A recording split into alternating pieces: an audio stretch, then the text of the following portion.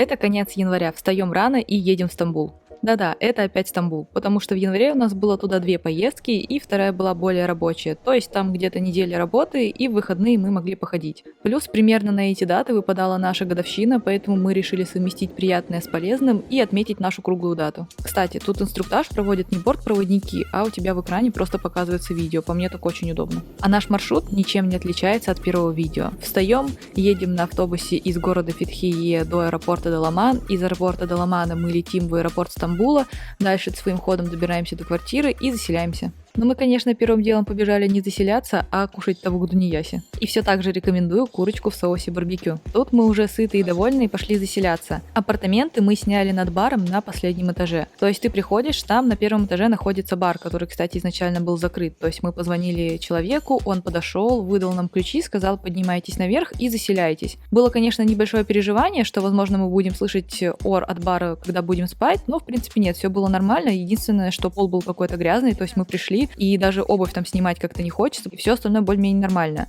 Но там были одноразовые тапочки, мы потом в них ходили. А так, апартаментам, конечно же, большой плюс, потому что спали с комфортом, никого не слышали, все было хорошо по температуре. По минусам для нас были особо несущественные, но это все более-менее такое пошарпанное, но опять-таки там, как я понимаю, очень много народу снимает. А второе, это в ванну с туалетом дверь почти не закрывается. То есть дверь там такая в виде гармошки раздвижной. И если ты хочешь закрыться, то ты обнаруживаешь, что остаются огромные щели. Конечно, на данный момент для меня это не было особым минусом, но когда ты туда едешь, например, с какими-то знакомыми или друзьями, это явно очень некомфортно. Тут мы уже вышли прогуляться, и вот это здание мне очень напомнило пятерочку. Кстати, квартиру мы снова сняли около улицы Истекляль. И как только мы заселились, меня вырубило на пару часиков, поэтому мы потом встали и пошли за кофе со сладостями. Именно в такие моменты проскакивают шуточки про возраст. Отправились мы, конечно же, в нашу божественную кофейню с топпингами около Галатской башни. Я уже упоминала про нее в прошлых выпусках, поэтому тут где-нибудь оставлю вам подсказку. А по дороге мы наткнулись на магазин с местными сладостями и взяли их в кофе. В этот день я себя не очень хорошо чувствовала, поэтому весь маршрут я доверила Антону, и не зря. Сначала я подумала, что он меня привел просто в огромный торговый центр. Потом мы дошли до какого-то 4D, то есть там как будто бы ты сам ощущаешь, как ты пролетаешь над всеми главными достопримечательностями Стамбула. И тут я даже немного расстроилась, потому что такие штуки я не особо люблю. Но когда мне объяснили, что мы пришли на смотровую площадку в небоскребе Сапфир, то настроение пошло вверх. Данный небоскреб имеет 64 этажа, 54 из которых идут над уровнем земли и 10 подземных. А его высота составляет 238 метров. На данных кадрах вы видите, как устроена сама смотровая площадка. Она идет по кругу, то есть 360 градусов. Виды там просто ошеломляющие. Нам еще повезло, потому что людей там почти не было. Мы могли спокойно везде ходить, взять любые сидушки, посидеть. При этом, в зависимости от того, какое время суток, там по-разному падает солнечный свет, и мы поймали просто офигеннейшие кадры.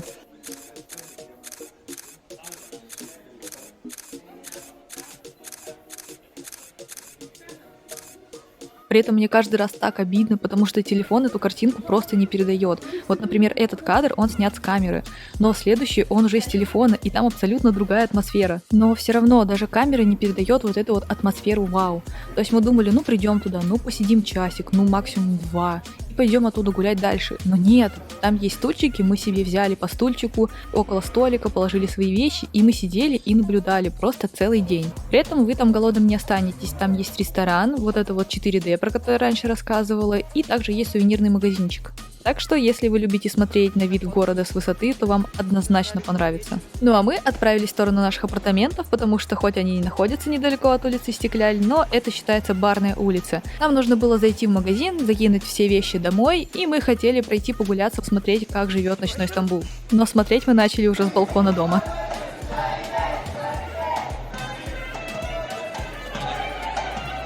А это видно противоположную сторону улицы, и там мы видим мечеть Таксим. Как вы могли заметить, количество людей ближе к ночи только увеличивается. А тем временем мы собрались и отправляемся гулять по ночной улице. Выход, кстати, выглядит достаточно интересно. Посмотрите, ты сначала спускаешься по такой лестнице, где на каждом этаже есть зеркало, а ближе к первому этажу ты уже начинаешь слышать нарастающий гул, ты уже попадаешь прямо в сердце самого бара и выходишь на шумную улицу с большим количеством людей. Причем складывается ощущение, что прямо над баром жить некомфортно, и нам очень повезло, что мы снимаем квартиру на самом последнем этаже. А сейчас я вас окуну немного в атмосферу ночных улиц Стамбула.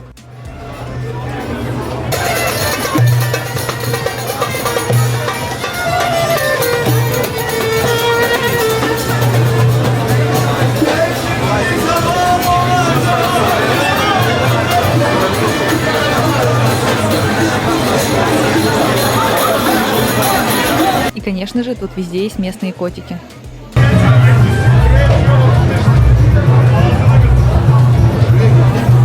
Причем на этих улочках сочетается все: и фрукты, и восточные сладости, и котики, и рестораны, аниме-статуэтки, игрушки, лотереи. Причем в этой лотерее мы постояли, посмотрели, и никто не выигрывает. То есть, смотрите, он так внимательно объясняет, а потом такой йок. А йок это значит нет на турецком. А котик в этом обувном магазине всегда тут лежит. То есть мы еще даже с прошлой поездки каждый раз, когда ходили, он там лежит, причем его там кормят. Такое ощущение, что он с этого места вообще не передвигается. Тут мы уже идем по ночной улице Истекляль. Иногда тут можно встретить и такую марширующую полицию, и вот такие вот клубы.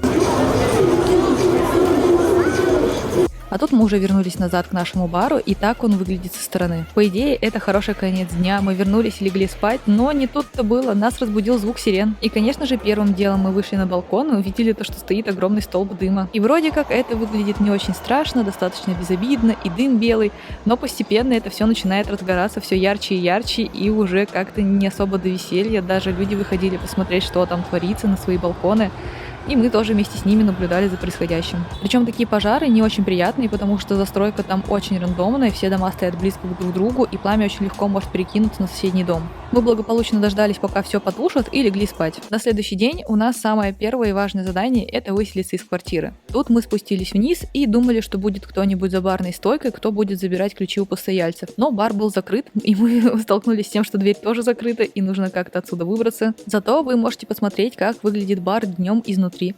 В итоге мы дозвонились до человека, который выдавал нам ключи, и он нам сказал просто оставить ключи на барной стойке и выйти. И буквально через секунду поднялась женщина снизу и сказала, что ключи мы оставили ей. И, оказывается, там все это время кто-то был в подвале. А так выглядит этот же бар днем. Даже не скажешь, что тут вечером была такая движуха. После бара первым делом мы отправились смотреть, что же там вчера горело. И тут к нам вышел владелец соседнего здания, чтобы рассказать, что же тут все-таки случилось. Оказалось то, что человек, который снимал это здание у арендодателя, просто с ним поссорился. И после ссоры он куда-то ушел. Вернулся он уже, как мне сказали, возможно, под какими-то веществами из канистры бензина. Просто разлил ее по всему первому этажу, поджег и ушел. Причем, на наше удивление, мужчина сказал то, что это обыденность в Турции. Узнав историю пожара, мы дальше отправились за кусочком тортика и в нашу любимую кофейню, а там нас ждал вот такой вот котик. Мы вкусно позавтракали.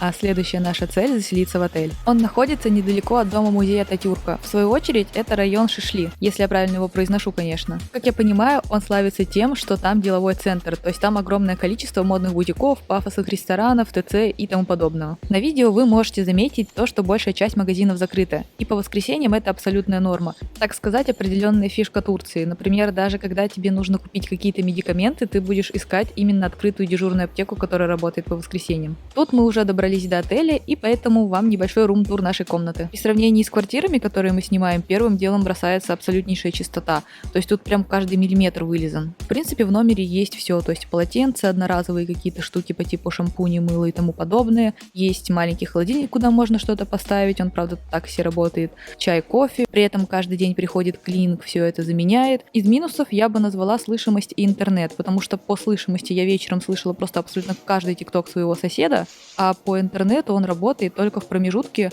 где-то с 9 до 5, потому что в 9 уже все свалили с отеля, а в 5 еще не вернулись. Ну а мы тем временем проголодались и после заселения решили пройтись до самого большого в Европе торгового центра Дживахир. По дороге наткнулись на местную столовую и очень захотелось посмотреть, как это все устроено внутри и показать вам. Также вы можете посмотреть, сколько это все стоит. При этом ассортименты огромные, есть на вид понятные мне блюда, которые в принципе можно спокойно взять. Даже был соблазн остаться здесь на перекус, но мы решили не изменять нашим традициям и пойти заказать себе тавук дунияси и картошку. А так выглядит торговый центр снаружи.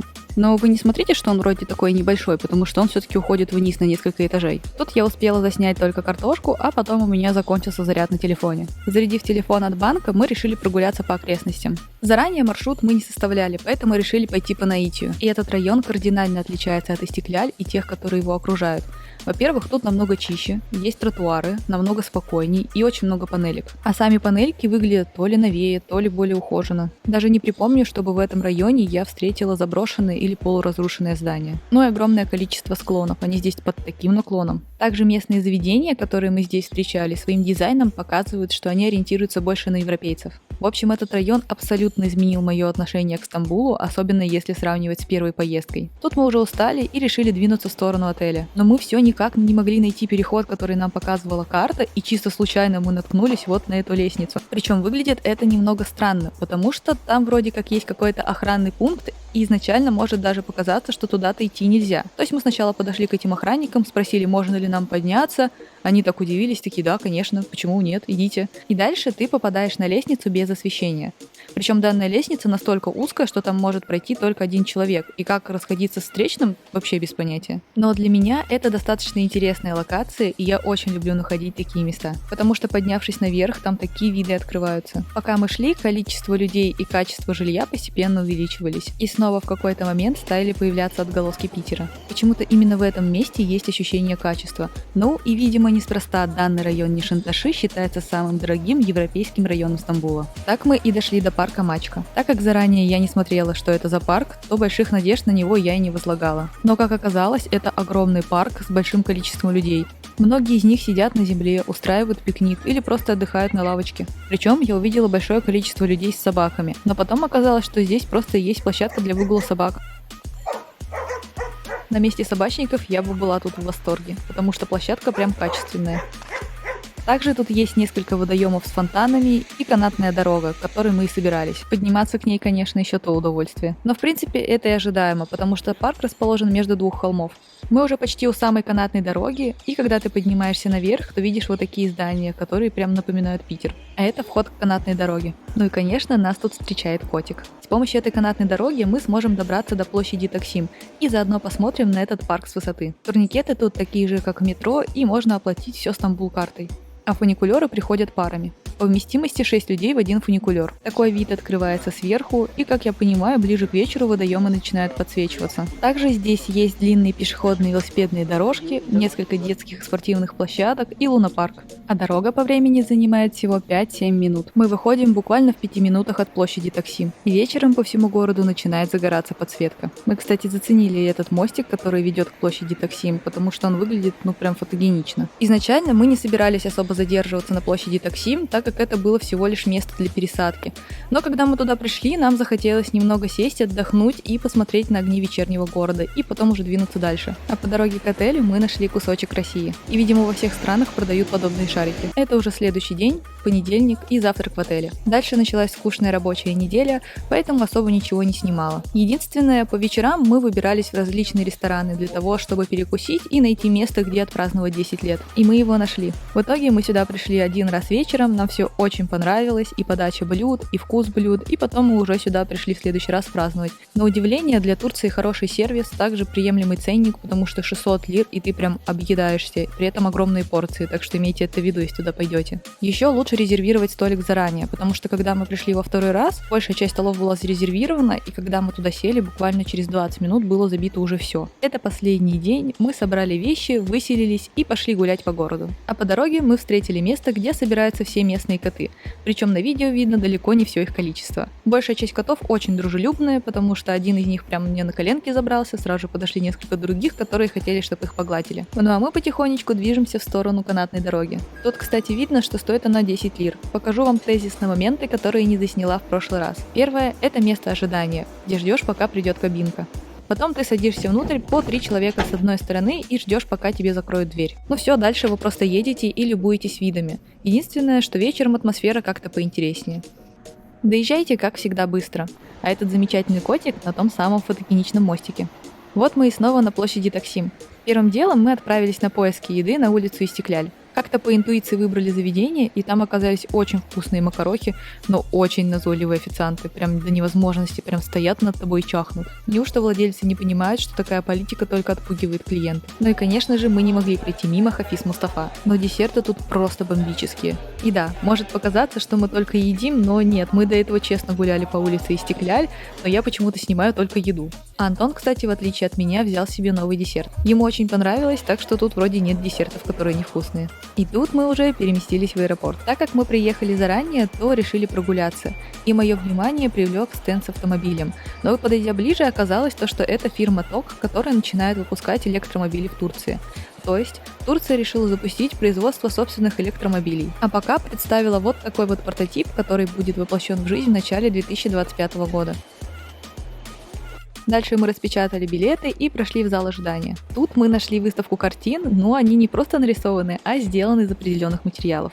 Например, из этикеток, банок, упаковок, джинс. А недалеко от нашего выхода мы нашли 2 массажных кресла. И по ценникам это всего 18 рублей за 5 минут массажа. Поэтому мы просто не могли не воспользоваться такой возможностью. Тут мы уже сели в самолет. Опыт перелетов у меня почти отсутствует, но по дороге назад, мне кажется, ненормально, когда на протяжении всего полета тебя вот так вот потряхивает. И при этом не очень мягкая посадка и взлет. Тут мы уже прилетели в Даламан, сели на автобус и отправляемся домой. Вот такая интересная поездка, которая изменила мое мнение о Стамбуле, у нас получилась. Понравилось? Тогда ставь лайк, подписывайся и приходи снова.